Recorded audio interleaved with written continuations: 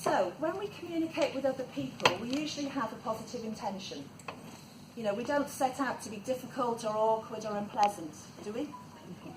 No.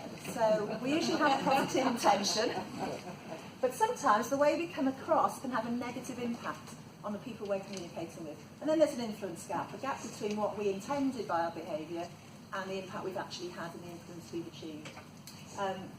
So one example of this for me personally, I live in Chester, towards the north of England. My mother used to live in Cardiff, which is about 150 miles away. I would ring my mother. My intention in ringing my mother was to show her that I cared about her.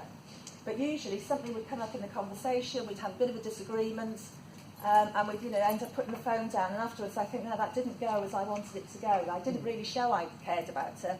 We've had a disagreement sort of thing. So I had to rethink how I behaved in those conversations.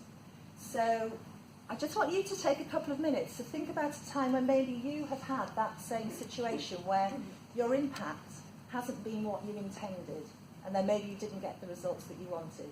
So I'd like you to think about that, and just for a couple of minutes share it perhaps in pairs with the person next to you. So a situation where you haven't had the impact that you intended to have, this comes in. So closing that influence gap really requires three things. We need to know how our behaviour is experienced by others. We need to be able to recognise and manage the emotions driving our behaviour. And we need to be able to pick up accurate cues from other people about their thoughts and feelings, so we behave in an appropriate way. Simple?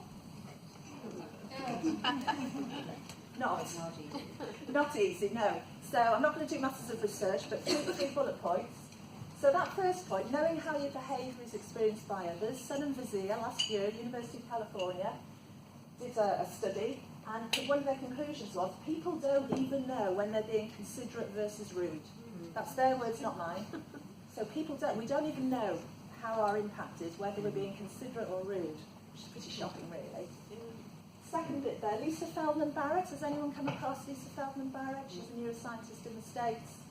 She wrote that book over there, How Emotions Are Made, The Secret Life of the Brain. And one of the things she says is emotions are your brain's best guesses of what your bodily sensations mean.